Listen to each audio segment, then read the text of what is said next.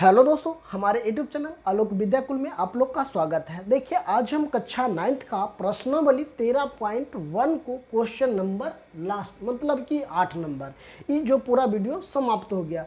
तो आप अगर पूरा वीडियो देखना चाहते हैं तो मेरा प्लेलिस्ट बना हुआ है, आप वहां से भी जाकर देख सकते हैं। तो चलिए अब हम सीधे क्वेश्चन पे चलते हैं। क्वेश्चन ये थोड़ा है समझने की बात है, तो क्वेश्चन अगर आपको अच्छी तरह से समझिएगा तभी ये मैथ आपको समझ में आने वाला है। तो देखिए, अब हम क्वेश्चन को समझते हैं। क्वेश्चन मेरा कह रहा है कि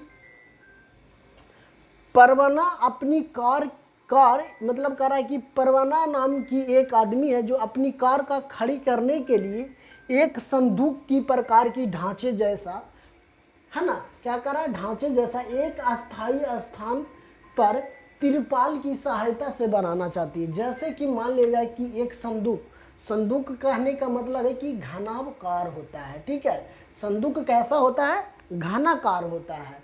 तो वे तिरपाल की तरह मतलब जो क्या करा कि जो अस्थायी रूप से तिरपाल की सहायता से बनाना चाहता है, एक संदूक जो बना रहा है ये जो कार को चारों ओर से और ऊपर से ढक ले, सामने वाला फलक लटका हुआ है। जैसे कहने का मतलब ये संदूकाकार है बच्चों, ये जैसे कि ये वाला है। ठीक है, हम आपको क्वेश्चन समझाते हैं। ये हो गया, ये हो गया, ये हो गया। ठीक है, ये एक घनाकार है। तो इस घनाकार में ये तिरपाल से रंग रहा है ना, तिरपाल से बना रहा है। ये एक गैरेज है गाड़ी का, तो ये तिरपाल से ढक रहा है, इसी प्रकार से बना रहा है। तो घुमाकर ऊपर किया जा सकता है। यह मान लिया जाए कि ये जो गेट है जाने का, इसको ऐसा बना रहा है कि मान लिया जाए कि एक तिरपाल की है तो इसको ऐसे करके मोड़ के ऊपर भी एक जामा भी कर सकता है। ठीक है, तो कह रहा मानते हुए सिलाई की समय लगा तिरपाल का अतिरिक्त कपड़ा नगण्य हो तो आधार बीमाओं का 4 मीटर और 3 मीटर और ऊंचाई इतना मीटर वाले ढांचे को बनाने के लिए कितना तिरपाल लगेगा। जो ये तिरपाल लगेगा, इस तिरपाल में कितना लगेगा, जिसका ऊंचाई देखिए बीमा एक लंबाई दे दिया, चौड़ाई और ऊंचाई दे दिया है। ठीक है, लंबाई चौड़ाई ऊंचाई दे दिया है।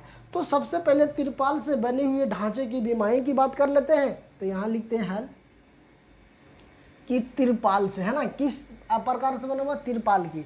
तो हम लिख सकते हैं कि तिरपाल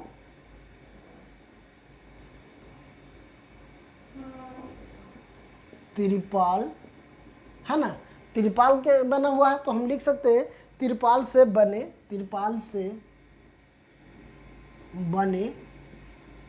किस प्रकार का बना हुआ है, ढांचे टाइप के ना बना हुआ है, बने हुए ढांचे, है ना, ढांचे की बीमाएं, इसका बीमा दिया हुआ है ना,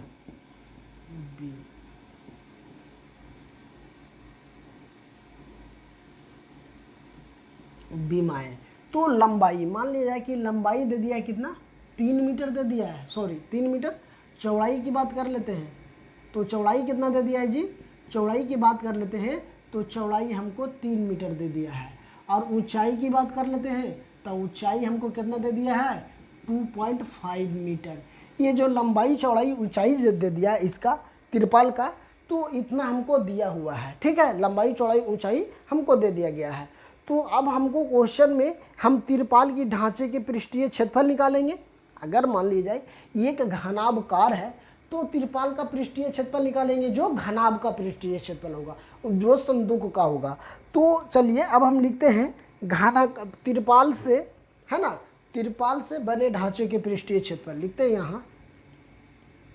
यहाँ लिखते हैं तिरपाल से, है ना, तिरपाल से बने ढांचे का पृष्ठीय क्षेत्रफल। आइए कि कैसा है, घनाभकार है, उसी प्रकार कैसा है, घनाकार। तो इसको भी हम लिख सकते हैं घनाकार का पृष्ठीय क्षेत्रफल। तो जो घनाभ का होगा, अब हम जानते हैं घनाभ का पृष्ठीय क्षेत्रफल क्या होता है। घनाभ का पृष्ठीय क्षेत्रफल होता है 2 into L B plus B H plus H L, मतलब लंबाई चौड़ाई, चौड़ाई ऊंचाई, ऊंचाई लंबाई। तो देखिए 2, लंबाई का मान हमको 3 दे दिया तो यहाँ पे हम 3 लिख दें, चौड़ाई का मान 3 है तो 3 है ना, सॉरी लंबाई दे दिया 4 मीटर, हम गलती, लंबाई है 4 मीटर तो हम यहाँ लिखते हैं 4 मीटर, चौड़ाई कितना है 3 मीटर तो 3 प्लस चौड़ाई कितना है 3 मीटर गुने ऊंचाई कितना है हमको 2.5 मीटर तो 2.5 मीटर यहाँ। अब देखिए ये प्लस है तो प्लस, ऊंचाई का मान है 2.5 गुने एल का मान कितना है 4 मीटर तो हम यहाँ लिख देते हैं 4 मीटर। अब देखिए 2 इसको गुना कर दीजिएगा तो कितना हो जाएगा 4 तिया के 12, इसको गुना करिए, अगर ये पॉइंट है तो पहले पॉइंट को छोड़ दीजिए, 25 तिया 75, 25 तिया कितना हो जाएगा 75, 75.5 तो मतलब कि 75 आ गया ना, तो एक अंक के बाद पॉइंट है तो एक अंक के बाद पॉइंट बैठा दीजिए। अब देखिए 25 चौके 100, के अंक के बाद पॉइंट है एक अंक, तो एक अंक के बाद पॉइंट जोड़ रख दीजिए।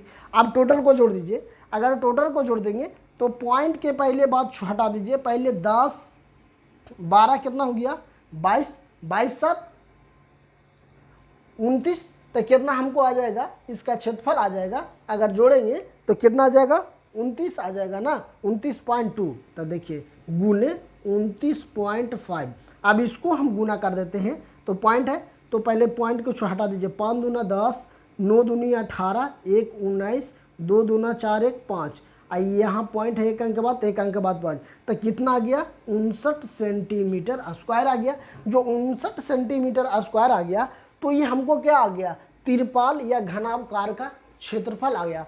तो जब ये आ गया तो हम निकाल सकते हैं कि अब हम ये जो आ गया तिरपाल का, तो अब हम लिख सकते हैं कि जब तिरपाल का जो एक और बात कर रहा है कि जो नीचे अगर तिरपाल लगेगा, तिरपाल जब भी लगेगा तो या तो ऊपर लगेगा, ये लगेगा, ये चारों, मान लीजिए एक घर है, एक गैरेज का घर है, जब गैरेज जिसमें गाड़ी लगता है तो तिरपाल लगेगा तो चारों तरफ लगेगा, लेकिन जो ज़मीन है उसमें नहीं ना लगेगा। तो हम इसको तो हम पूरा तिरपाल का क्षेत्रफल ले आए, तो तिरपाल का जब क्षेत्रफल आ गया हमको बच्चों, तो अब हमको जो नीचे वाला धरातल है जो एक घनाकार बन रहा है, एक आयताकार बन रहा है, उसको में से अगर हम घटाएंगे तिरपाल के तबे ना जाके इसका क्षेत्रफल निकलेगा संदूक का। जैसे ये एक तिरपाल हो गया, आइए अब देखिए हम मान लेते हैं, यहाँ समझाते हैं आपको, ये एक घनाकार है, घनाकार है, इसको तिरपाल से बनाया गया है। जब तिरपाल से यहाँ गाड़ी लग रहा है, मान लिया जाए कि यहाँ पे गाड़ी लग रहा है, ठीक है, यहाँ पे गाड़ी लग रहा है, जब गाड़ी लग रहा है तो ये ज़मीन जो है, ये जो ज़मीन पर गाड़ी लग रहा है तो इसमें तिरपाल नहीं ना लग रहा है, नीचे में तिरपाल लग रहा है, नहीं लग रहा है। तिरपाल कहाँ कहाँ लग रहा है, तिरपाल हमको लग रहा है, देखिए हम बताते हैं तिरपाल कहाँ कहाँ लग रहा है। देखिए तिरपाल हमको कहाँ कहाँ लगेगा, तिरपाल जब भी लगेगा तो हमको इसके ऊपर लगेगा, ये छत पे लगेगा, ठीक है, ये जो बाहर वाला चार दीवारी है उसमें लगेगा, इसमें लगेगा, और जो इधर से जो दीवार है ये मान लीजिए कि गेट है, ये इतना दूरी गेट है, तो इसमें जो लगेगा वो, और जो ये ज़मीन है, ये जो ज़मीन नीचे वाले ज़मीन है, इसमें तिरपाल लगेगा नहीं लगेगा, जो गेट से जो नीचे भूमि तल है उसमें लगेगा नहीं लगेगा तिरपाल। तो उसी को क्षेत्रफल को हम इसका क्षेत्रफल में से घटा देंगे तो मेरा क्या आ जाएगा, एक घनाकार तिरपाल का क्षेत्रफल आ जाएगा। तो हमको पूछा क्या गया कि ढांचे को बनाने के लिए कितना तिरपाल की आवश्यकता पड़ा, तो अब हम ज़मीन को अगर ले लेते हैं, पूरा ज़मीन को लिए हैं तो 59 सेंटीमीटर स्क्वायर लगा है, तो अब ज़मीन को अब हम नीचे वाला को घटा देंगे तो हमको क्या आ जाएगा, पूरा तिरपाल का क्षेत्रफल आ जाएगा तिरपाल का। तो चलिए अब समझ गए होंगे क्वेश्चन को, तो हम मिटाते हैं, अब यहाँ पे लिखते हैं तिरपाल का। तो तिरपाल का हम लिख देते हैं कि तिरपाल का कुल पृष्ठीय क्षेत्रफल, यहाँ लिखते हैं तिरपाल, है ना, तिरपाल का कुल पृष्ठीय क्षेत्रफल।